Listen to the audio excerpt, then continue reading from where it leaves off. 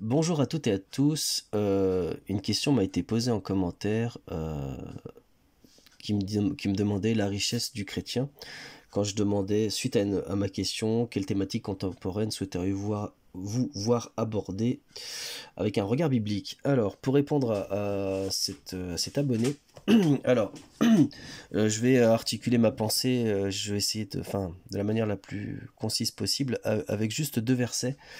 Le premier qui se trouve en Matthieu 6, 20, et le deuxième qui se trouve toujours en Matthieu 28, 20.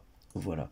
Donc, le premier numéro correspondant au titre du chapitre, donc le livre de Matthieu, le livre 6 et le verset 20. Bon, je ferai une autre vidéo s'il le faut, ou sinon vous trouvez ça facilement sur internet. Comment on fait pour se repérer dans la Bible. Alors, on y va. Je vais même commencer à partir du verset 19 plutôt en fait. Ne vous amassez pas des trésors sur la terre où la teigne et la rouille détruisent et où les voleurs percent et dérobent, mais amassez-vous des trésors dans le ciel où la teigne et la rouille ne détruisent point et où le voleur ne perçant ni ne dérobe. Ne perce ni ne dérobe. Car là où est ton trésor, là aussi est ton cœur. Là aussi sera ton cœur. Alors, pour répondre à cette question de où est la richesse du chrétien, en fait, elle se trouve tout simplement dans le paradis. Après, je te donne des pistes, hein. Je pense qu'il peut y avoir d'autres possibilités de réflexion. Mais en tout cas, je crois vraiment que la richesse d'un enfant de Dieu, donc d'un chrétien qui a vraiment accepté le Seigneur Jésus-Christ comme Seigneur et comme Sauveur, donc son sacrifice à la croix et sa résurrection, et après donc il y a vraiment une révélation par son esprit, par l'esprit de Dieu, et donc après un désir qui vient toujours de l'esprit de Dieu en nous de devenir, d'être le suiveur de Christ, donc un de ses disciples. Donc normalement, je crois vraiment que la richesse d'un chrétien se trouve dans le paradis et pas dans les choses de la terre. Alors attention, je parle là de schéma idyllique parce qu'on est appelé à grandir et à être le plus possible à l'image de Jésus-Christ. Il est probable, il ne faut pas se sentir accusé ou déprimé ou nul si à l'instant T, un vrai disciple de Christ a conscience qu'il n'a pas ses richesses dans le paradis, enfin il n'a pas mis son cœur donc dans le paradis et dans les choses spirituelles, et qui peut encore avoir des attaches dans le monde sur terre. En fait, pourquoi les richesses d'un chrétien doivent être dans le paradis? Là, Jésus l'explique clairement, c'est qu'en fait, toute autre forme de capitalisation est vaine. Alors, qu'est-ce que je veux dire par là? Quelqu'un qui aime les bons placements n'a pas intérêt à placer sur terre, mais plutôt à tout miser sur le paradis. Donc la bourse c'est bien, mais le paradis c'est mieux. Pourquoi? Parce que la bourse peut s'effondrer, le paradis lui ne s'effondrera jamais. Et en fait, comment expliquer ça d'une autre manière? Il vaut mieux gagner 1 euro du paradis, 1 euro donc éternel, parce que le paradis est éternel, plutôt qu'1 euro sur Terre, sachant que la vie sur Terre, elle est très courte. Une vie humaine, c'est très très court, même si on a tendance à vouloir l'oublier, ou même des fois, c'est même, je pense, ça peut être entre guillemets naturel, enfin, c'est la conséquence du péché, mais en gros on oublie que la vie sur Terre est très éphémère et qu'elle passe très très vite. Il n'y a qu'à parler avec des personnes âgées qui te confirmeront toutes, quasiment toutes, enfin en tout cas ça revient très souvent, que la vie passe très très vite. Et je sais pas quel âge toi tu as, mais si toi qui m'écoutes, mais si tu as 40 ans, je pense que tu diras certainement que ça a été très vite. Si tu en as 60, tu diras la même chose. Voilà. Après si tu es très jeune, cette parole n'aura peut-être pas trop d'écho dans ton cœur, mais en tout cas, sache que la vie passe très vite. C'est quelque chose qui revient très souvent.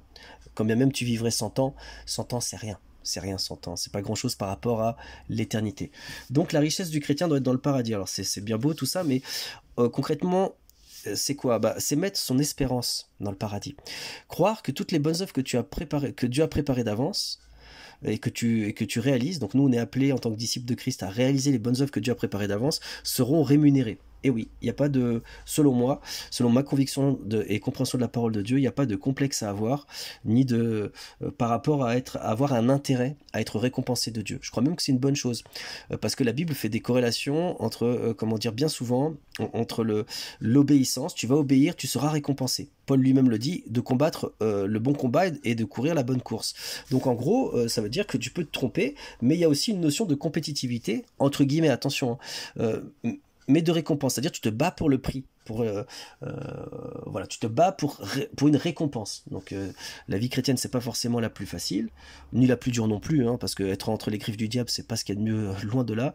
Mais en tout cas, tu as une récompense après. Donc il faut avoir son espérance dans le paradis et dans les récompenses que Dieu va donner. Récompenses qui seront absolument merveilleuses et éternelles. Voilà. Donc là, je ne veux pas faire une vidéo, enfin une explication là-dessus sur les richesses du paradis, mais on peut vraiment voir que ce que Jésus a promis est merveilleux. Ça, on le voit dans sa parole, ça pourra faire l'objet d'une autre vidéo. L'autre verset que je veux donner, que j'aimerais donner, se situe donc en Matthieu 28-20. Donc on va un peu plus loin. Hop, donc on va faire une vidéo très courte. Ça va faire un truc à trop long. Au niveau statistique, je vois bien que les personnes ne regardent pas les vidéos en entier, donc peut-être que je suis découragé, j'en sais rien, mais on va essayer de s'adapter. Donc 28-20. 28-20 nous dit... la fin du verset, je dis plutôt, donc c'est « Et voici, je suis avec vous tous les jours jusqu'à la fin du monde ». Donc, ce que je veux dire par là, donc déjà, la richesse du chrétien, elle doit être dans les choses du paradis, dans les choses spirituelles, parce qu'elles ne sont pas volables, donc tu n'auras pas la frustration d'avoir été dépouillé ou d'avoir capitalisé pour rien, si on te vole ou s'il y a un effondrement économique, etc. Les richesses, et l'autre point, c'est que Jésus a promis, alors c'est un petit complément à ce mini partage, c'est que Jésus n'a pas dit que notre vie sur terre sera facile, il a dit qu'il sera avec nous jusqu'à la fin des temps. Donc ça, je tiens aussi à le dire, que marcher avec le Seigneur Jésus-Christ n'est pas synonyme d'être forcément prospère matériellement, financièrement. Dieu a dit qu'il comblerait nos besoins, enfin qu'il répondrait à nos besoins de s'habiller, de manger, de ne pas s'embêter avec ça, mais de se concentrer sur les choses du paradis. Donc après, il ne faut pas se sentir...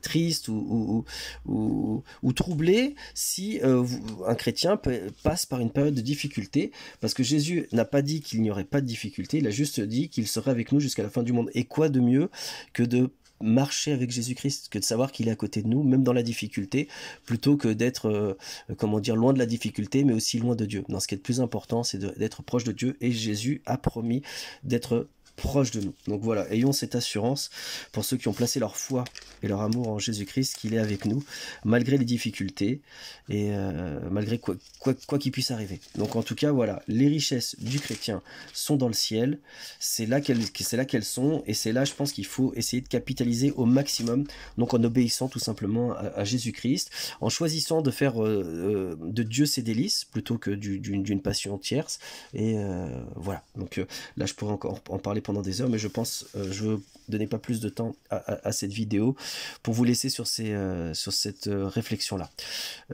Voilà, que Dieu vous bénisse, que Dieu vous bénisse.